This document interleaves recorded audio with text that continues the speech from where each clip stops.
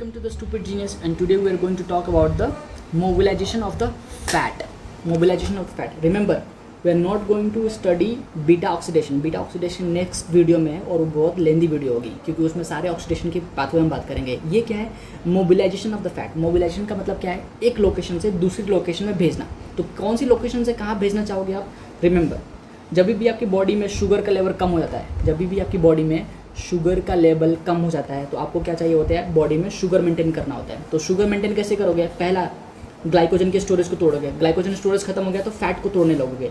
तो रिमेंबर, जब भी आप स्टारवेशन पे होते हो, स्टारवेशन का मतलब क्या? जब आपके सारे बॉडी के एनर्जी सोर्सेज खत्म हो जाते हैं तो आप जब उसको बोलते हैं स्टारवेशन, राइट. तो जब भी आप स्टारवेशन पे होते हो तो स्टारवेशन में क्या होता है? आपकी बॉडी ग्लूकोनियोजेनेसिस करती है और ग्लूकोनियोजेनेसिस के लिए हमें प्रोटीन लगता है, राइट. हमें लिपिड लगता है, हमें बहुत सारी चीज़ें लगती है जो कि मैंने पहले भी बताया था. तो उस केस में अगर आप स्टारवेशन पे हो और आपकी बॉडी के शुगर लेवल डाउन हो चुकी है तो उस केस में क्या होगा? आपका फैट मोबिलाइज होगा, यानी कि आपका fat from the fat tissues, जैसे कि अगर मेरे स्किन में फैट है तो यहाँ से मोबिलाइज होकर मेरे लीवर में जाएगी और लीवर में ग्लूकोनियोजेनेसिस होगा और कीटोजेनेसिस होगा. वहाँ पे फिर मेरे लिए एनर्जी बनेगी ताकि मेरा हार्ट, मेरा ब्रेन उसको यूज़ कर पाए. ठीक है, चलो. तो वो क्या हम पढ़ रहे हैं? हम पढ़ रहे हैं मोबिलाइजेशन ऑफ द फैट, यानी कि जो अभी हमने ट्राइग्लिसराइड जो हमने बताया था, मैंने बोला ना, फैट को कॉमनली क्या बोलते हैं? सॉरी, ट्राइग्लिसराइड्स को कॉमनली क्या बोलते हैं? फैट. तो जो फैट मॉलिक्यूल है उसको हम क्या करेंगे? फैटी टिश्यू से, एडिपोज टिश्यू से हम दूसरी जगह भेजेंगे. तो कैसे भेजेंगे? सिंपल है, बहुत सिंपल है. ठीक है. ट्रिगर क्या है? ट्रिगर है ग्लूकोज का लेवल कम होना, ग्लूकोज लेवल कम होना इन द ब्लड. ठीक है. उसकी वजह से क्या होता है? पैनक्रियाज रिलीज करता है ग्लूकागोन. आपको पता है glucagon is a sympathetic hormone, और सिंपैथेटिक एक्टिविटी बढ़ने से क्या होती है? सिंपैथेटिक एक्टिविटी बढ़ने से ग्लूकोज का लेवल बढ़ जाता है. तो glucagon is a sympathetic hormone. Epinephrine is also sympathetic hormone. Growth hormone is also sympathetic hormone. And tyrosine और T3, T4 they are also sympathetic hormone. तो जितनी भी सिंपैथेटिक एक्टिविटीज़ होती है हमारी बॉडी में, वो क्या करते हैं? ग्लूकोज लेवल बढ़ाते हैं. क्योंकि सिंपैथेटिक सिचुएशन में हमें क्या चाहिए होता है? हमें एनर्जी चाहिए होती है या फिर फाइट या फिर फ्लाइट के लिए. ठीक है, चलो. तो उस केस में क्या होगा? ये सारे मॉलिक्यूल्स अपने रिसेप्टर पे काम करेंगे, अपने रिसेप्टर पे काम करेंगे, जो कि होता है जी स्टिमुलरी प्रोटीन टाइप्स रिसेप्टर्स. ये मैकेनिज्म मैंने आपको पहले भी समझाया है. कौन से चैप्टर में? ग्लूकोज मेटाबॉलिज्म वाले चैप्टर में. याद करो. याद नहीं आ रहा? और ये कॉकरोच वाला वो बनाया था ना मैंने. एक मिनट, ये वाला देखो.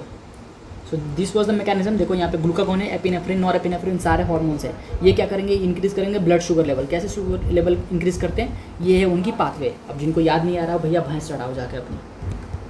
चलो, तो हम क्या पढ़ रहे थे? हम पढ़ रहे थे ये वाली.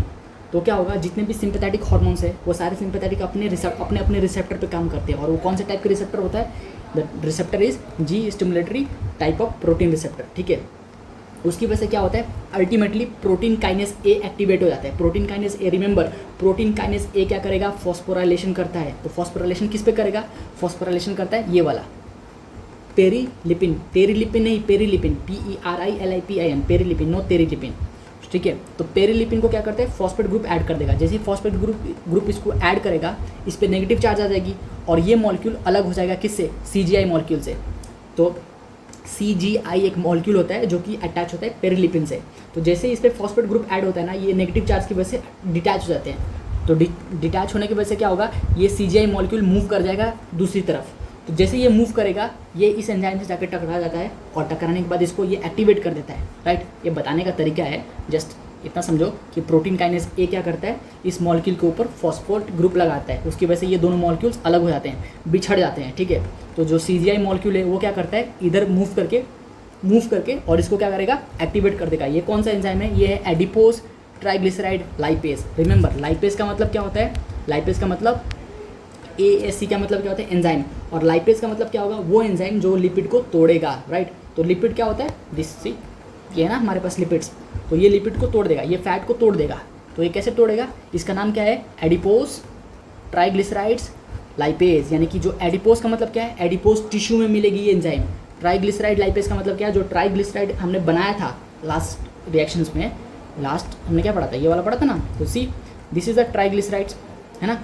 ट्राइग्लिसराइड और ट्राइएसाइल ग्लिसरॉल, इसको जो हमने बनाया था अब इसको ये तोड़ देगा. कैसे तोड़ेगा? दिखाता हूँ. तो सी, ये रहा हमारा ट्राइग्लिसराइड. तो पहला फैटी एसिड रिमूव हो जाएगा. पहला फैटी एसिड का मतलब क्या? सर इसमें 3 फैटी एसिड थे. एक ग्लिसरॉल मॉलिक्यूल था ऐसे, एक ग्लिसरॉल का मॉलिक्यूल था और 3 इसके साथ फैटी एसिड जुड़े हुए थे। तो ये जो एंजाइम है ना, एडिपोज ट्राइग्लिसराइड लाइपेज, ये पहला फैटी एसिड तोड़ देता है। तो देखो ये एक फैटी एसिड निकल गया, तो बच क्या गया हमारे पास, डाई एसाइल ग्लिसरॉल। ये बन गया ना डाई एसाइल ग्लिसरॉल, पहले क्या था ट्राई एसाइल ग्लिसरॉल, अब क्या बन गया डाई एसाइल ग्लिसरॉल। तो सर दूसरा कौन तोड़ेगा, दूसरा कोई और तोड़ता है, दूसरा वो तोड़ता है ये वाला, क्या नाम है इसका, हार्मोन सेंसिटिव लाइपेज। देखो पहले वाले का नाम क्या था, एडिपोज ट्राइग्लिसराइड लाइपेज, दूसरे वाला का नाम क्या है, हार्मोन सेंसिटिव लाइपेज। तो ये जो हार्मोन सेंसिटिव लाइपेज है ना, ये क्या करेगा, दूसरा fat long chain fatty acid तोड़ देगा। तो देखो दूसरा लॉन्ग चेन फैटी एसिड टूट के निकल गया, तो दूसरा लॉन्ग चेन फैटी एसिड टूट गया। सर अभी बच गया एक फैटी एसिड, अब ये क्या बन गया, मोनो एसाइल ग्लिसरॉल। तो मोनो एसाइल ग्लिसरॉल में से एक एसाइल ग्रुप बच गया। अब एक एसाइल ग्लिसरॉल को हम फिर से तोड़ देंगे। अब कौन तोड़ेगा सर, अब तोड़ेगा मोनो एसाइल लाइपेज। देखो तीनों में लाइपेज आ रहा है, देखो यहाँ पे लाइपेज, यहाँ पे लाइपेज, यहाँ पे लाइपेज। तो लाइपेज का मतलब क्या होता है, लाइपेज का मतलब लिपिड को तोड़ना, फैटी एसिड को तोड़ के निकालना, है ना। पहले वाले का नाम क्या था, एडिपोज ट्राइग्लिसराइड्स लाइपेज, यानी कि ट्राइग्लिसराइड को तोड़ने वाला लाइपेज। तो ट्राइग्लिसराइड को तोड़ के क्या बना दिया, डाई एसाइल ग्लिसरॉल। अब डाई एसाइल ग्लिसरॉल को कौन तोड़ेगा, hormone sensitive lipase. Hormone sensitive lipase तोड़ के क्या बनाता है, मोनो एसाइल ग्लिसरॉल। और मोनो एसाइल ग्लिसरॉल को कौन तोड़ेगा, मोनो एसाइल लाइपेज। तो मोनो एसाइल लाइपेज इसको तोड़ के अगेन फैटी एसिड रिलीज करा देगी और बच क्या जाएगा हमारे पास, ग्लिसरॉल। तो हमारे पास प्रोडक्ट क्या बन गए, 3 chain of fatty acid, 3 chain fatty acid के, और एक बन गया ग्लिसरॉल। तो ये ग्लिसरॉल का क्या होगा काम, याद करो ग्लिसरॉल क्या होता है, glycerol is going to be going to the liver for the gluconeogenesis. Primary आपका ट्रिगर क्या था, ट्रिगर था ब्लड में शुगर का लेवल कम होना। तो ये जो ग्लिसरॉल है ना, it is also a intermediate part of the glycolysis, है ना। ग्लूकोज को जब हम तोड़ते हैं तो उसमें से ग्लिसरॉल 3 फॉस्फेट बनता है ना, तो glycerol 3 phosphate is the intermediate of the glycolysis. तो ये जो है ना, ये वाला product glycerol, it is going to go into the liver, right. और उसके बाद ये क्या बनेगा, ग्लूकोनियोजेनेसिस से ग्लूकोज बनाएगा, जो कि हमारे ब्लड शुगर को इंक्रीज करने में मदद करेगी। समझ गया क्या। अब चलो ये जो फैटी एसिड 1, 2, 3 है, इनका क्या होगा sir, it is insoluble. Insoluble है तो इसको कैरी करने के लिए प्रोटीन चाहिए। समझ आ रहे हैं, देखो जितने भी हमारी बॉडी में, हमारे ब्लड में जितने भी मॉलिक्यूल्स सॉल्युबल्स होते हैं, उनको कैरी करने के लिए प्रोटीन नहीं चाहिए होती है। पर जो इनसॉल्युबल्स होते हैं, जो हाईली रिएक्टिव होते हैं, राइट, जो इनसॉल्युबल है, हाईली रिएक्टिव है, जैसे कि ये वाले कंपाउंड्स, जैसे कि आयरन, जैसे कि कॉपर, इनके लिए क्या चाहिए हमें, तो होता है, इनके लिए हमें चाहिए होता है प्रोटीन्स, कैरियर प्रोटीन्स। तो हमारे ब्लड में सबसे इंपॉर्टेंट कैरियर प्रोटीन कौन सा है, yes, albumin is one of the important carrier protein in our blood. तो ये जो फैटी एसिड्स है ना, ये क्या करेंगे, एल्बुमिन से बाइंड हो जाएंगे और ये ट्रांसपोर्ट हो जाएंगे। कहाँ ट्रांसपोर्ट होंगे, एडिपोज टिश्यू से। ये क्या था, ये पूरा ये सेल था, कौन सा सेल सर, ये था एडिपोज टिश्यू, है ना। ये था क्या, एडिपोज का एक सेल और एडिपोज टिश्यू। तो यहाँ से फैटी एसिड का ब्रेकडाउन हो गया। अब ये फैटी एसिड का ब्रेकडाउन होकर कहाँ पे जाएगा, लिवर में जाएगा। लिवर में क्यों, ग्लूकोनियोजेनेसिस या फिर कीटोजेनेसिस के लिए। सर कीटोजेनेसिस क्या होता है, आगे वाले मेटाबॉलिज्म पढ़ाऊंगा, ठीक है। जब भी हमारी बॉडी में स्टारवेशन होती है ना, जब स्टारवेशन वाला चैप्टर पढ़ाऊंगा तो उसमें पढ़ाऊंगा कि कीटोजेनेसिस क्या होता है, ठीक है।